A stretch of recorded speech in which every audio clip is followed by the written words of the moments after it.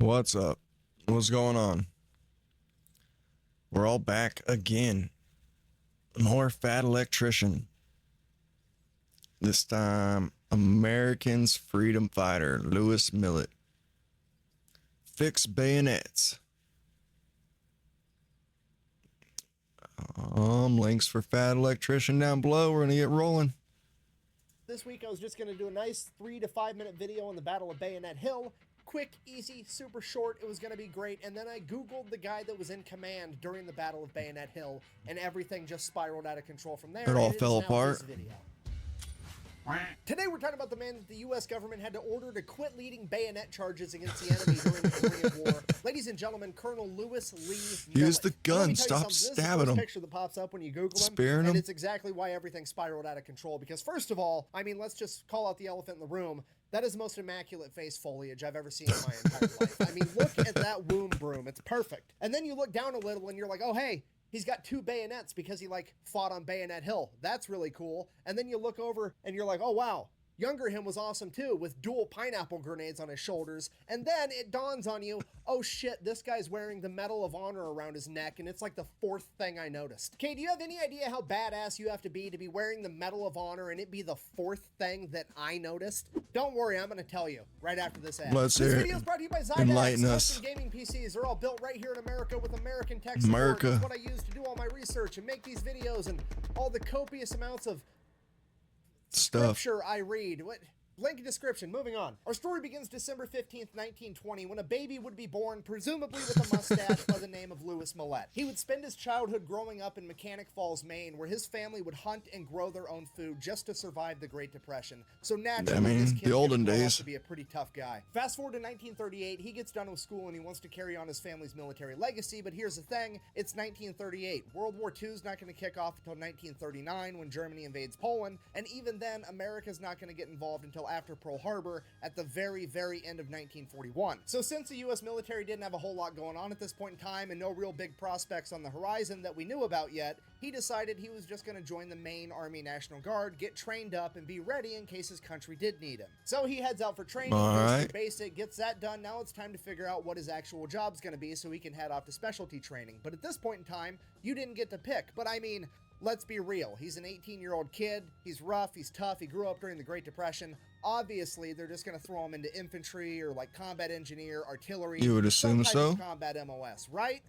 Wrong. So the Army looks at his transcript from high school and they're like, hey, you took keyboarding in high school. That's awesome. We need a bunch of male clerks in the Army, and typically we have to teach them from scratch because none of the young boys take keyboarding in high school because at this point in time it's seen as like a female-related job task because it's the 1930s and like 99.9% of all secretaries are female, and those are really the only people that need to know how to type. So you already have this skill set. That's perfect. We're just going to make you a clerk. And now Millet's pissed off because he has zero interest in being a clerk. He's never had an interest in keyboarding. The only reason he took that class in high school is because that's where all the future hot secretaries were, and that mustache isn't going to sit on itself, now is it? So obviously Millet gets told, hey, the Army doesn't really care what you want. You're going to clerk school anyways. So he goes, knocks it out because, well, he already knows how to type. It's not that big of a deal. Gets back home. It's now 1939. All the news starts coming out that Germany has invaded Poland. Jewish people are fleeing Germany due to increasing mistreatment, and he sees that war is coming on the horizon. And he absolutely does not want to be stuck being a clerk in World War II. So he decides that he's going to ditch the National Guard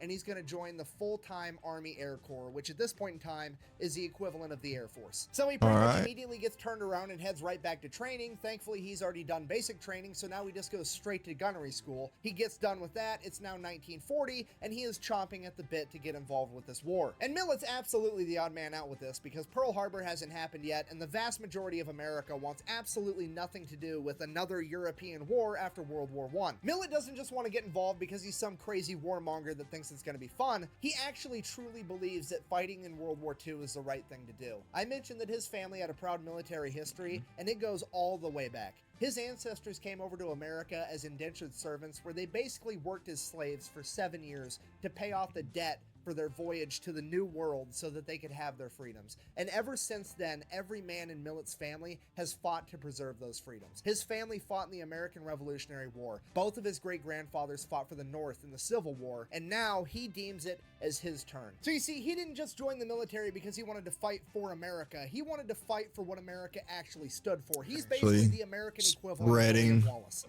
freedom. So in 1940, when the president at the time, FDR, came out in a speech and basically said, hey, America's not actually going to fight in World War II. We're just going to send over a bunch of guns and bullets and they can fight it themselves. The people of Europe who are defending themselves do not ask us to do their fighting. They ask us for the implements of war, the planes, the tanks, the guns, the freighters, which will enable them to fight for their liberty. At this point, Millet's like, fuck it. If America's not going to fight, I am. He abandons his post, hitchhikes to Canada, and joins the Canadian Army. He then proceeds to go into training for a third time to become an artilleryman in the Canadian Army, gets done with that, shipped over to Britain, just in time to partake in the Blitz, which, if you don't know, is when Germany began launching air raids against Great Britain, and Millet was there the entire time performing anti-aircraft operations to help defend Great Probably Britain. be a Fast shitty forward time to be December on the 8th, ground. 1941, the attack on Pearl Harbor happens. The next day, December 9th, FDR declares war on Japan, and 2 days after that, December 11th, Germany declares war on America, at which point Millet is like, hot damn! Millet then immediately makes his way to the U.S. Embassy, re-signs up for the U.S. military, and they ship him down to North Africa to take out the Desert Fox, Erwin Rommel. And you gotta keep in mind, after training with the Canadians and then fighting with them for almost a year, Millet is one of, if not the most experienced combat veterans in the Army at this point in time, because everybody else is either a brand new kid that volunteered or got drafted. Okay, if you're not picking up what I'm putting down, No I'm actual trying to tell you, he's XPs gonna have yet. to dad dick this entire situation because he's surrounded by a bunch of noobs. For example, he would earn himself a Silver Star. Because one day, all the new guys got together and they had a brilliant idea. They had a truck that was full of artillery ammunition and grenades, and they said, you know what? We should cover it in hay for camouflage. It worked in Looney Tunes, you know? Wile E. Coyote was able to sneak up on the Roadrunner, almost, because he hid inside of a hay bale. This is going to be brilliant. So, I'm going to say it again but slower. They took all their ammunition in the truck and covered it in hay in literally the driest region on the planet.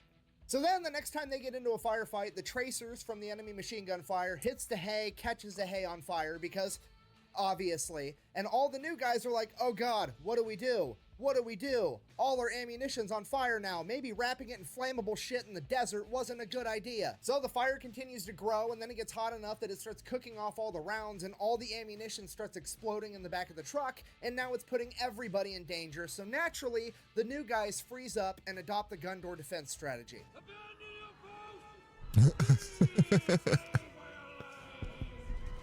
So then Sergeant Millet at this Makes point is sense. just watching this utter chaos unfold like, goddamn kids. So he gets up, he runs over to the truck, jumps inside, starts it, floors it. He just takes off towards the enemy. All the ammunition in the back is exploding behind him. This is complete chaos. He gets up to speed, opens the door, and bails out and just lets the truck go towards Kamikazes the that enemy. thing And the entire ish. thing ends up blowing up. Millet then So to falls speak. his way back in the middle of this firefight, gets back to his men, and they continue to fight because he has effectively saved himself and a bunch of other people. You know, typical Big Beard behavior. Prepare for battle! And that's just one example. He also earned a Bronze Star when his convoy got attacked by a Messerschmitt that dropped down to do a strafing run and shoot everybody with machine guns, and everybody ran away, per usual, and he has to run over. He jumps on the anti-aircraft gun on the back of a half-track, and he Lights ends it up up. shooting down a German Messerschmitt, which is an unbelievable thing to pull off. He then continues to fight all the way through the rest of North Africa, pushing the enemy out of the entire continent, and now it's time for him to go fight in Italy. He participates in 4 amphibious landings at the Battle of Anzio and Salerno. Then, after 6 months of fighting in Italy and 6 months of fighting all the way through North Africa, his paperwork finally catches up to him, and the big army is like, hey, you deserted your post like 2.5 years ago. You're fired. You're Yeah, supposed full to be at a court-martial keyboard. Completely kicked him out of the army. Then, without leaving the office when this paperwork got signed, he's like, hear me out.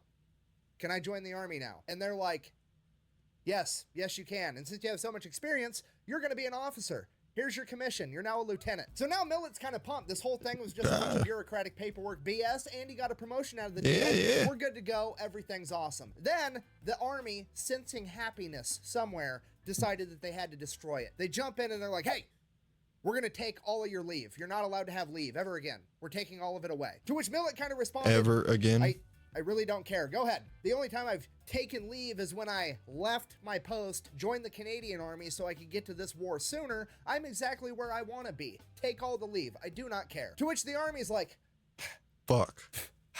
What else can we do? we're going to fine you $52. And when you adjust for inflation, $52 That was probably a lot of money back then. $1,000 by today's standards. All right. It's not an insignificant amount of money. So Millet is obviously pretty thoroughly annoyed because he's not only now risking his life to do the right thing, he's actually incurring financial penalties. But ultimately, he realizes he's not here for money, so he just goes back to work and continues fighting. He ends up spending the rest of the war fighting in Italy. After Germany surrenders, he makes his way back home, rejoins the Here to National Guard, wreck and then shop and attempts to spread go to college. democracy. So he gets 3 years into a 4-year degree. He's almost done with college, and then June 25th, 1950, North Korea wakes up one morning and chooses violence. They decide they're going to invade South Korea, kicking off the Korean War. Now, to be fair, most people in this situation, a veteran of the Canadian Army as well as the United States Army, and highly decorated, you would assume would probably want to finish up that 4-year degree before they go into combat again, if they wanted to go into combat at all. But not Lewis Millet. Now, this is America's William Wallace. All he had to hear is that a bunch of communists were attacking a free democratic nation,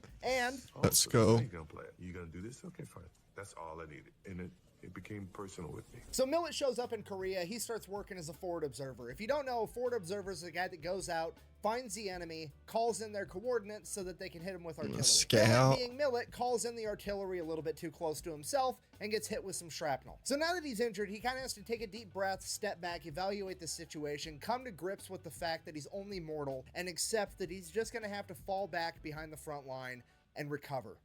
I'm just kidding. He demands that the Army give him an airplane and a pilot so that he can hop in this plane injured and call in artillery fire on the enemy from a fucking crop duster. And then, because that wasn't gangster It enough, sounds December 5th, 1950, like P-51 actually a Mustang goes reasonably down good I-91 idea. to North Korea. So, naturally, Millet and his pilot get up in the air. They're going to go find him. And somehow, they manage to pull it off. They land on the ground next to the plane. They pick up the pilot. The only problem, this crop duster only seats 2 people. So Millet, still injured, by the way, is like, don't worry about it. Go ahead, take my seat. The plane's I'll going to go walk faster back. without my Titanic-sized balls weighing it down anyways. I'll just hang out here, evade capture from the enemy. That's for sure looking for the downed P-51 Mustang by now. And then you guys can just come back and pick me up whenever.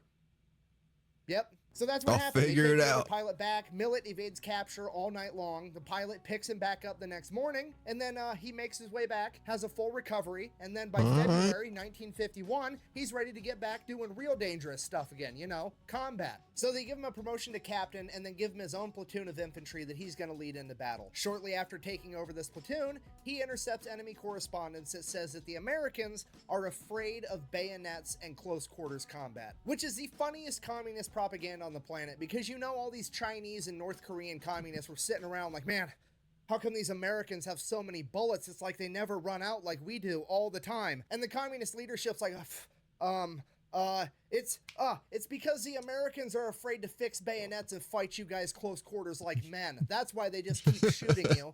It's definitely not because capitalism's better and it can provide them with enough ammunition to actually win a fight. That's definitely not it. Okay, and at this point in the story, you absolutely have to remember that Unfortunately, Millet those people trained don't with know and any was in the better, though, if Canadian they're Army in the very early grew up days in of that World kind War of II. a And at that society. point in time, everybody just assumed that World War II And was propaganda. reminiscent of World War I, a bunch of trench warfare, meaning that Millet probably trained in how to conduct trench warfare with the Canadians. And if you don't know, the Canadians were absolutely terrifying in World War I. They were absolute savages in close quarters trench warfare. These guys wrote the book on how to not only be good at it, but play dirty the entire time. That's what I They were thought. known for taking cans of food, They got throwing some it into war the enemy crimes trench, at and then certain when they heard all points the back enemies then. run up to pick up the food, they would throw grenades in right after it, okay? Don't let the good manners and the accent and the maple syrup fool you. The entire first rough draft of the Geneva Convention is pretty much just a laundry list of shit the Canadians did. That's during what I World War thought. I. I've And that heard is who something trained along Lewis those Millet lines in how to before. engage in close quarters combat, and the commies just said that he was scared of it. So naturally, he took that as a challenge and began training his entire platoon every day in how to bayonet fight. So then the next time Millet's platoon comes across the enemy,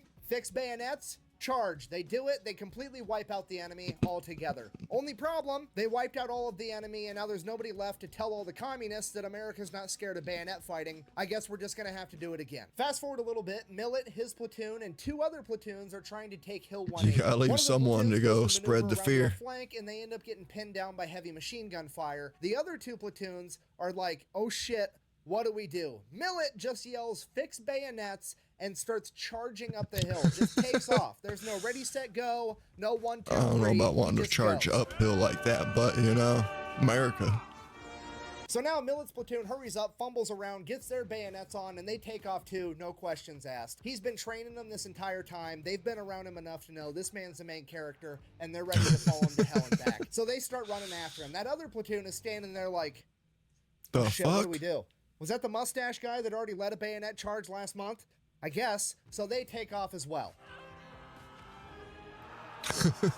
Millet at this point is running up this big ass hill, and he's like 60 yards ahead of his guys, and the grenades just start coming from the top of this hill, and he's dodging these grenades one at a time. He dodges 1, he dodges 2, he dodges 3, and then his men behind him start trying to throw grenades up the hill, and they throw them way past him, but they start rolling down the hill towards him. So now he's dodging grenades from behind him and from in front of him. Eventually, like the 9th one ends up getting a lucky shot, hits him in the shins with some shrapnel, but kind of busy. I'll worry about that later. He continues to charge up the hill. Him and his men end up pushing back 300 communists off this hill and forcing them to retreat, completely fracturing their line. When the smoke settles, there's over 100 dead communists, 30 of them by bayonet. Now at this point, Millet needs to get medevaced, but he's got a couple things he has to do. First, he's A, got to make sure that his men are squared away. He's not leaving until he makes sure of that. And then B, he's got to go over to what used to be the enemy commander and leave a bayonet in his chest with a letter that says compliments of Easy Company. So Millet gets medevaced, goes back, takes about a month off, gets fixed up, heads back to his company, and then first chance he gets, he leads another bayonet charge, at which point the US government steps in and is like, dude, stop. Okay, use your Hill bullets. 180 Bayonet Hill. We're giving you the Medal of Honor. We can't have you getting killed in one of these bayonet charges. You're no longer allowed to launch bayonet charges. That's it. No more. You're done. Fast forward to July 1951. He gets awarded the Medal of Honor by President Truman for the Battle of Bayonet Hill. He also gets awarded the Distinguished Service Cross for the other 2 bayonet charges. All right. Obviously, I'm paraphrasing a little here, but when he received the Medal of Honor, he basically said, this medal doesn't just belong to me, it belongs to all of my men as well, because without the other 100 men that had my back, I would have just been some crazy guy running up a hill to my death. All right, so just to recap, he served in 2 armies, he fought in 2 wars. He has the Medal of Honor, the Distinguished Service Cross, the Silver Star, and the Bronze Star. It's probably time to retire, right? Wrong. He immediately transfers to the 101st Airborne, gets jump qualified, becomes a paratrooper. That wasn't hard enough, so he goes to Ranger School, like the hardest military school at this point in time, passes it, absolutely no problem. So then he decides, hey, we got these helicopter things now and they can hover. I'm going to go ahead and try rappelling out of one. Becomes the first man to ever rappel out of a hovering helicopter, officially the godfather of air assault. Then Vietnam kicks off and we really have no idea what he did because he was an advisor for the CIA, meaning he was mostly doing a bunch of extracurricular gangster shit that none of us are allowed to know about. After Vietnam, he would finally retire after 35 years in service, having earned the Medal of Honor, the Distinguished Service Cross, 2 Legions of Merit, the Silver Star, 3 Bronze Stars, 4 Purple Hearts, and 3 Air Medals. He would then go on to live happily ever after with his wife until passing away in 2009 at the age of 88. In conclusion, Colonel Louis Millet didn't just fight for America, he fought for what America stood for, and he was willing to stand for it even when America wasn't. And that is absolutely why this week's video has been about Colonel Louis Millet and not just the Battle of Bayonet Hill. Thank you for watching. Best way to support the videos, go buy some merch over at thefatelectrician.com. Whack bang, out. And my records catch up when they court-martialed me for desertion, found me guilty, and they fined me $52 fine and made me a second lieutenant. The minute Louis Millet turned 18 years old, 1938, he would join the Maine National Guard. Jesus Christ. Maine National Guard. National Maynards. Menards. Fuck. I've never met a bad soldier in combat. I'm alive today because I had them damn good men. Huh? I get emotional about it. We're in a free country. And why are we? Because a lot of people, black, white, yellow, gave their lives so that you and I can live free. Huh? Simple as that.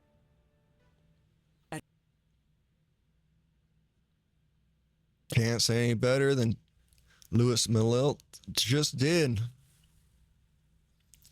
Another amazing history lesson from Fat Electrician. You know, till next time, y'all. Links down below. As usual.